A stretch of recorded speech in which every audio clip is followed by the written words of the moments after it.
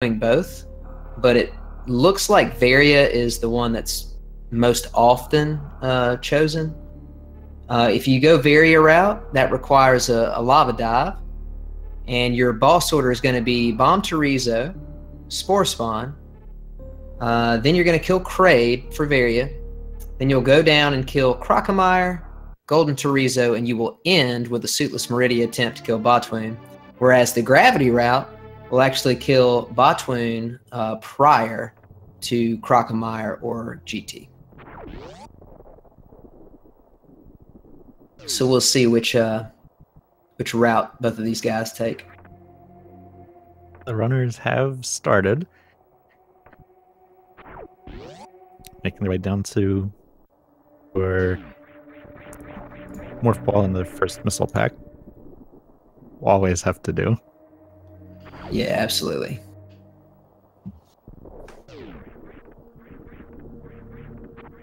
A very clean Old Mother Brain Room there by Rumbleminze.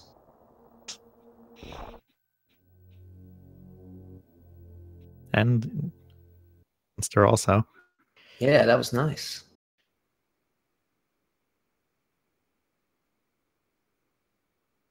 Fiesel getting us synced up here. Looks like Elm has just a little slight lead at the beginning. Stump, when you run this category, which route do you normally run? The Kraid route. Okay, gotcha. Yeah, I feel like that one is a little more comfortable for a lot of players. I personally use it myself, especially with... Oh, go ahead. The main reason I use that route is I find Fantoon with the few items to be a very difficult fight. I agree with you. I do too. For some people out there that are like very familiar with, you know, new route or maybe even some low percent categories, you know, that might be comfortable for them, but it's still pretty dangerous. I feel like a lot of people know how to do lava dives and stuff because of the rando tournament, you know, last year. Right. So it's just a natural transition for a lot of people. It was for me, for sure. I'd say that this category, a lot of things in it that you would only otherwise ever do in randos. Yeah, it kind of does. There are definitely some things in here that, like, I guess one thing that's cool about this category, even though it's a, you know, quote unquote partial category, you actually get some great tech. You got to do a green gate glitch. You got to do a lava dive, assuming you go the Kraid route. And another cool thing about the Kraid route that I don't think I've seen in any other category is you get a reverse lava dive where you actually have to exit Lower Norfair the way that you came in. So I can't think of any other categories where you would do that. So it's kind of an interesting thing. Even in a rando, you wouldn't usually do that. That's a good point. I hadn't even thought about that. So You'd always be doing Ridley while you're down there. Right, exactly. Yeah,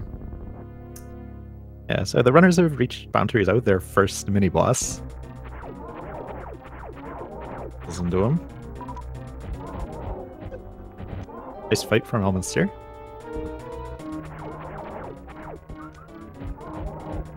Rumbleminze has beaten boundaries also. Very nice. Both runners getting... Yeah, which is important. On the exit. It's always frustrating when you don't get that, you know?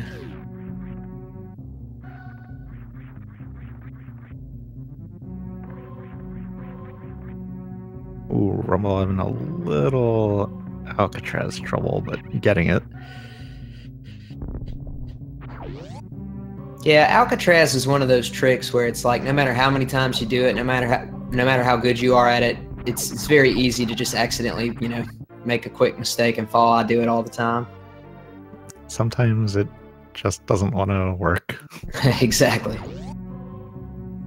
One thing you saw Elminster do, I would like to point out that this is the more traditional way to do this category, is he killed the pirates as Rumble is doing right now as well. What this is going to do is, for example, an old route or hundo, usually you just kind of run through them, take the damage, and keep going to go a little faster.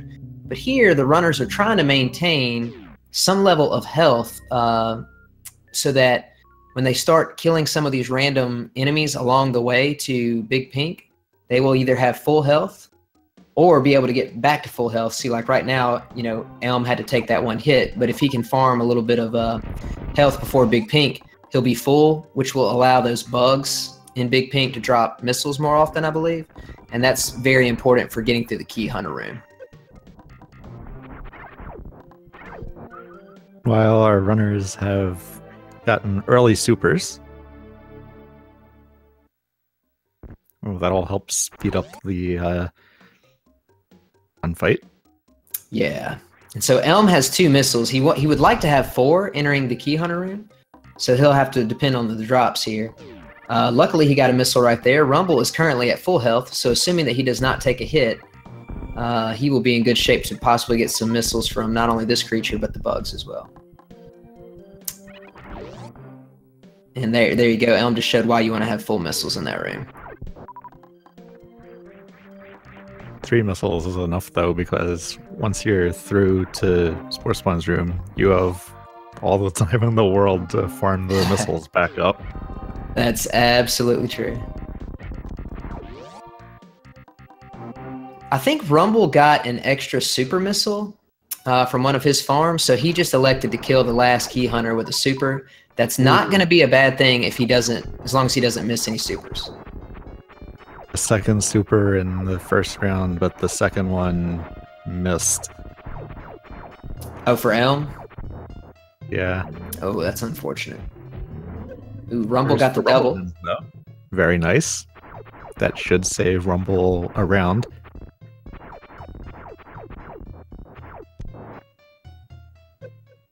It's down for Elminster. Oh, nice, Rumble. Rumble with the 2 round, making up some time. If I recall, Stump, I think Spore Spawn has like either 940 or 960 health, something like that. So effectively, I just treat it like 1,000. You just need 3 supers. Yeah, 960. So you need 3 supers and 1 regular missile. Well, 960 is so that it would be 8 charge shots, because Spore Spawn takes double damage from charge shots. Oh, that's a good point. Although I guess in this category, most people probably wouldn't want to be trying to do that because it would take a long time. Supers, thanks to mockballing. Yeah, absolutely.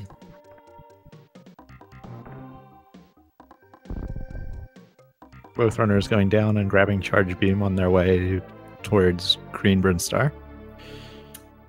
Okay, so technically... Red Tower, I should say. Yeah, technically only 1 regular missile pack is required to complete this category and still go at basically like the fastest that you can. But it's not ever a bad idea to get an extra pack or 2, depending on where it is. You'll notice that Rumbleminze skipped the charge missile pack, whereas Elm picked it up. That will give Elm, even though it cost him a little bit of time, it will give him a little bit more leeway heading to Kraid, or if he goes up to fight Phantoon. So definitely not a bad decision to pick up the extra pack. Oh, now we see which way they go in Red Tower. Both mockballing, so it looks like they're both Kraid. Yeah. Kraid routes. Next boss of any categorization that both of them will be defeating to get Varia's suit. Able to get down into Norfair and get to the 2 mini bosses that are down there. Another thing you're seeing here, a bit of route divergence. Elminster is opting to pick up Spazer. Not a requirement for the run on this particular route, but at the same time can make certain things more comfortable, like in Suitless Meridia. You just have to be, since both of these players are going Kraid route, they're going to be forced into a gravity Suitless Meridia. So they're going to have to freeze a lot of creatures to get up through the rooms. And so whatever, you know, beam combination you're most comfortable with in terms of understanding how many shots to hit them to freeze them is, you know, important. So Rumble runs without Spazer. Elminster will have it.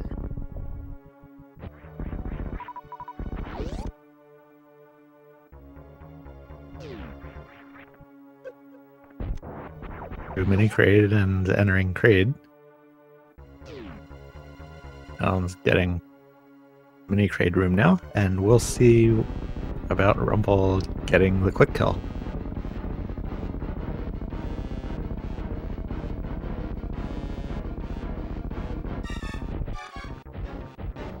Well Nicely done. done. This is actually one of those categories where you want to farm every drop that you can from Crave, because unlike Old Route or Hundo, you actually have 2 super packs at this point. And so, you know, the more supers you can go ahead and start collecting, the better. They will come in handy much later as you get prepared to go down to fight Golden Torizo. So Rumble will also farm 4 supers here from Mini Crate, and he'll put them up to 7. And I assume, unless he wants to put in a safety, most of the time people will skip the Crate tank. But if he wants to put a safety in for the lava dive, then he'll grab it. We'll see what he chooses to do.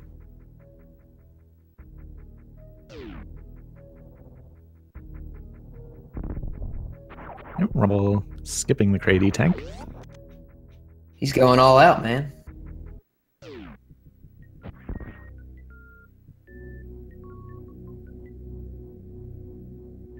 Tank, and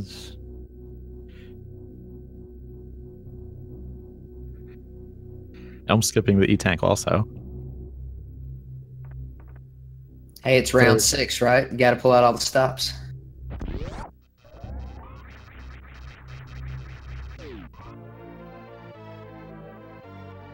We'll going to grab the E-tank plus high jump. Elminster right behind.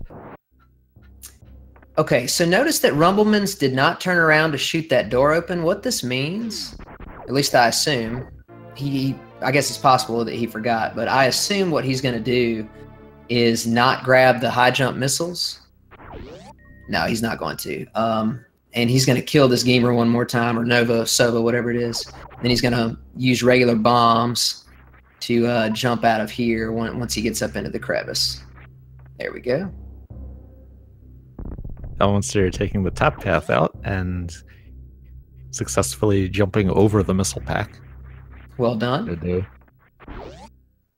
Ice is required in this category, but it is most optimal to ignore it until you are done with Lower Norfair. So you'll see both runners pick up Ice Beam just before they head to go kill Botwain. Oh, couldn't Gravity Route finish without ice? No, I believe Gravity Route still gets ice because they have to get the Metroid clip, and it would be, the Gravity Route would be a lot slower to go get Speed Booster. So to get to Botwain, you either have to have Speed Booster or Ice Beam. Typically, the Gravity Route will grab ice immediately and then head back up before going down to Croc and GT.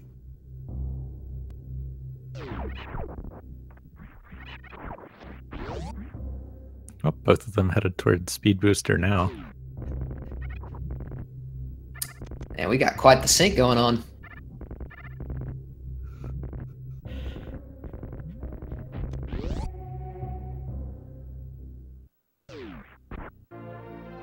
Okay, so Speed Booster is technically not a required item to do this category and to do this route.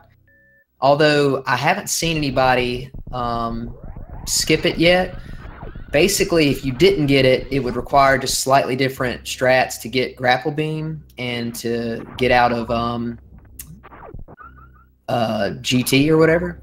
But what they're going to use the Speed Booster for primarily is going to be 3 different reasons. Number 1, now they can use the Frog Speedway to exit when they're done.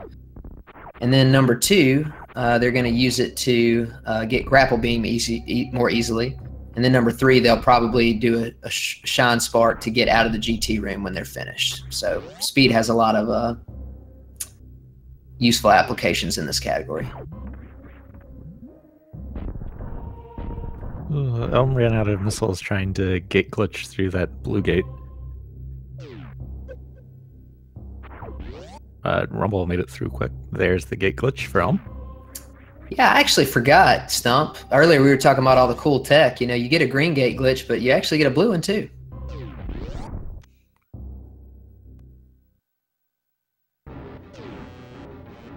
There is also the possibility of detouring to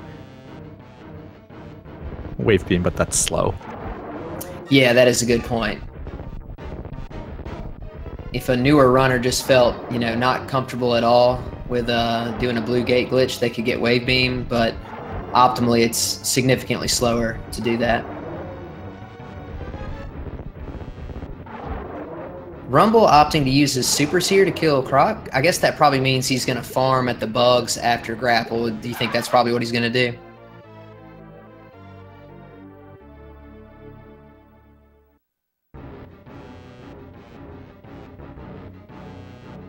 Or at least that's the best guess that I've got. Sometimes people will keep their supers and then not have to farm as much, but I think Rumble will probably have to farm before he heads down to GT. On a supers. Yes. So I'm on Krakemeyer phase 2 now. This is the tough part of the fight, right?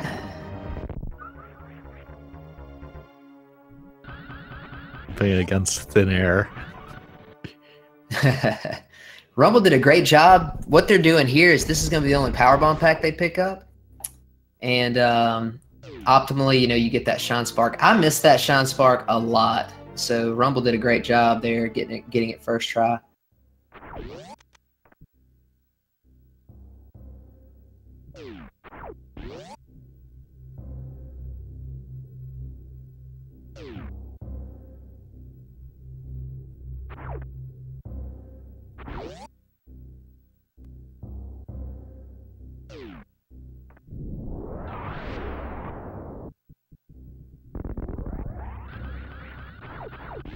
Rumble making the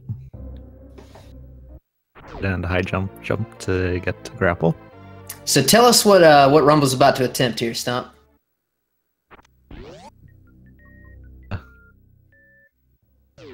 Oh yes, fall in the game, which unfortunately requires not hitting that enemy up there.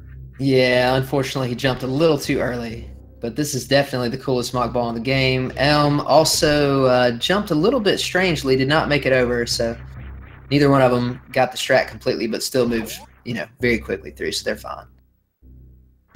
Yeah, that jump is one of the reasons that this category gets Speed Booster. That's a great point. It would be necessary to either bomb jump up there or to green gate glitch into the exit of the grapple tutorial rooms and do them backwards. Yes, sir. And now Rumble is going to be coming up on the one spot in this run. If you're going to safety save, this is the place to do it. I don't know if he'll do it or not. He is, okay. Looks like Elm is going to not safety save, so he's going to head straight to the lava dive. For it.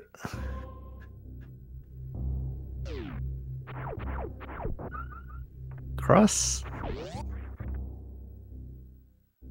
This room that Elm is in is such a troll room because it lags a lot. And as you're trying to grapple, it's easy to miss a grapple because of the lag. I'm going for the bounce ball. Looks like tried it but didn't get it.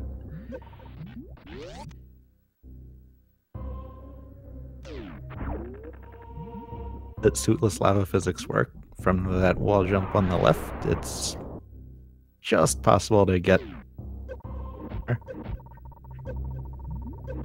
I'll take back what I said earlier. I forgot. A lot of times people will save right before they head down Lower Norfair because they don't want to like accidentally miss their green gate glitch too many times or something. So Elm did a nice job. So did Rumble. Very much is something worthy of saving for.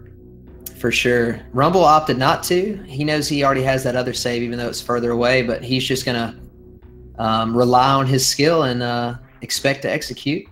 We have a nice little sync going on here. And good luck to both runners with the green gate glitch. Yeah, we'll have to see if the green gate glitch does anything to the sync.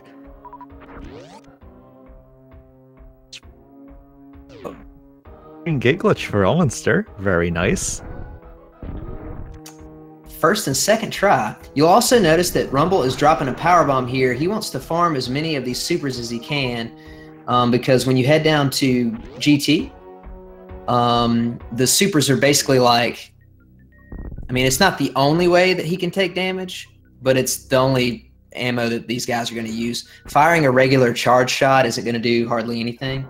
So you're going to see them do RBO style farming of the little eggs and try to hit him with as many supers as possible.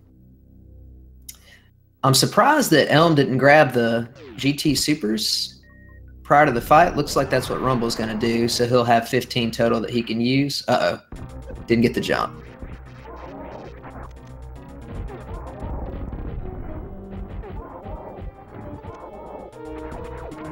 Yeah, the spot both of them are standing on is too far left to hit to be hit by GT's body, but too far right to be hit by GT's attacks. So it's a good place to farm from. Yeah, it's a great point. And in this particular category, unlike RBO, they don't have to worry about their regular missile count. GT will do a separate attack than these little eggs if you have if you have 32 or more regular missiles. And so, since obviously these runners aren't even close to that, they won't have to worry. He'll just do the egg attack every time.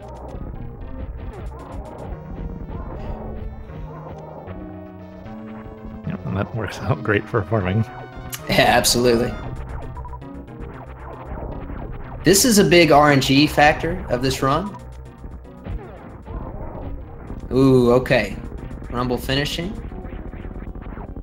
He's going to want to pick up that super pack to have 15, just because it will help tremendously when he gets to Meridia for Botwing. I assume, Stump, I know I've done this a bunch of times. Have you ever gotten to Botwing in this category and then ran out of supers and had to use just regular ice charge shots or whatever? Feels bad, man.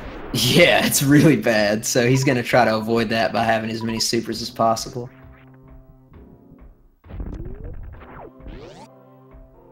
Another difference you see, Elm opted to get screw attack, which helps a little bit in this room, but otherwise doesn't really have any other application in the run. Rumble skipped it. Makes it easier to... It also makes it easier to get the GT supers. That is true.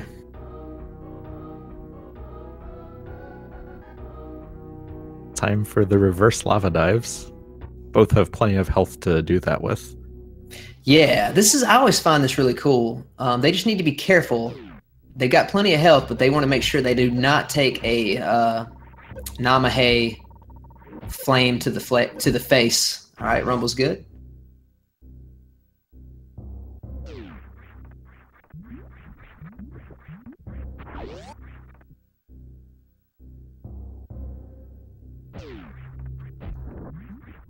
Two successful reverse lava dives.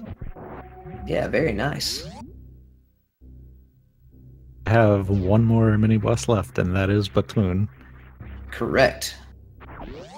So now they have to collect Ice Beam, because they will need Ice Beam to do Suitless Meridia, as well as, Ice Clip. I mean, they do have the speed booster, but since they don't have gravity, they won't be able to utilize it, so they'll need ice to get through the pre-Botwing room as well. Stump, do you know if that room has a name? Which one? The one directly before Botwing. I never know what to call it. What name we have for that room? I just call it pre-Botwing. Yeah, me too. We'll call it the ice clip room. Yeah, I was just thinking you could do that too.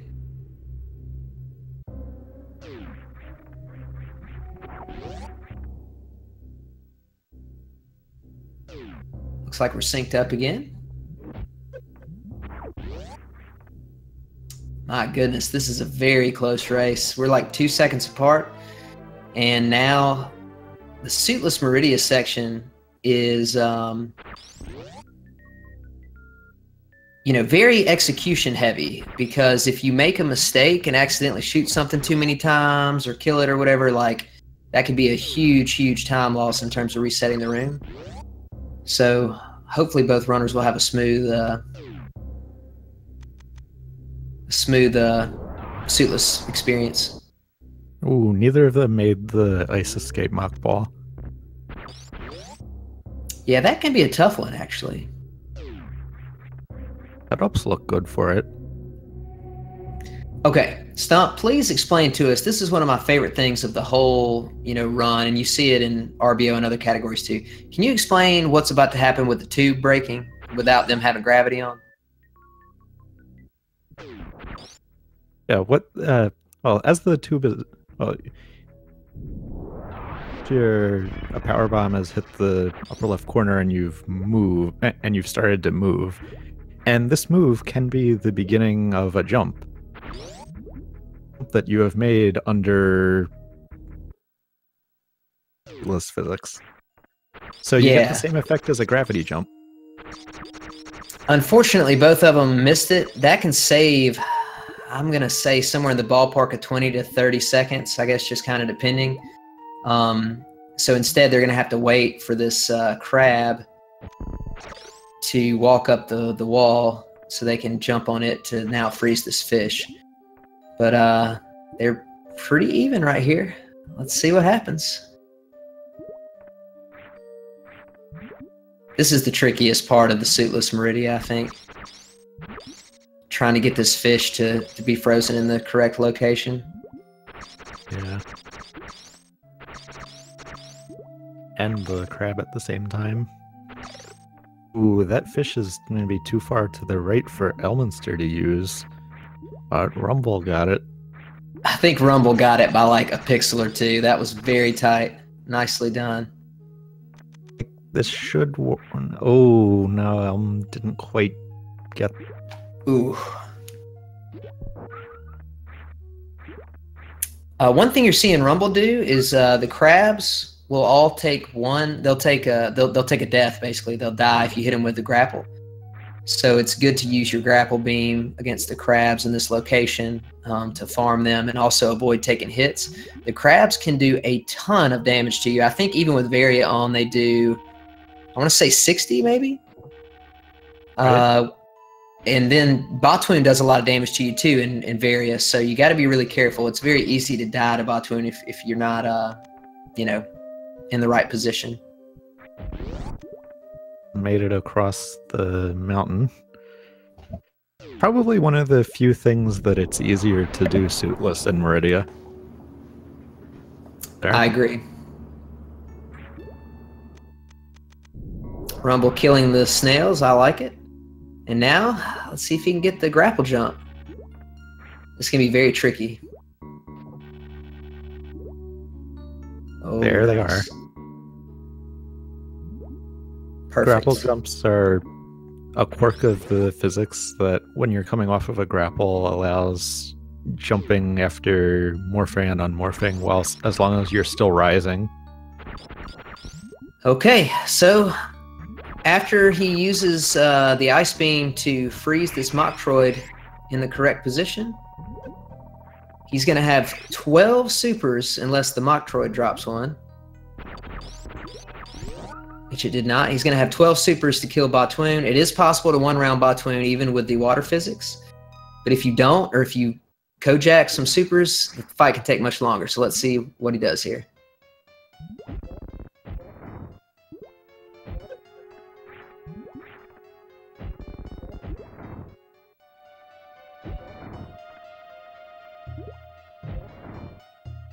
Batoon not doing Rumble any favors by sticking his head out. He's giving him a movement pattern literally every time. Rumble needs to be careful here not to take a double hit. Oh, that's it. Yep, Batoon is down for Rumbleminze. Rumbleminze is going to win this race with an official SRL time of 29 minutes and 18 seconds. GG to Rumbleminze. GG Rumble. I think I'd be remiss if I didn't say that Rumble was the very first world record holder, I believe, of this category, or at least held the world record not too long back. So he's very familiar with it. An excellent run.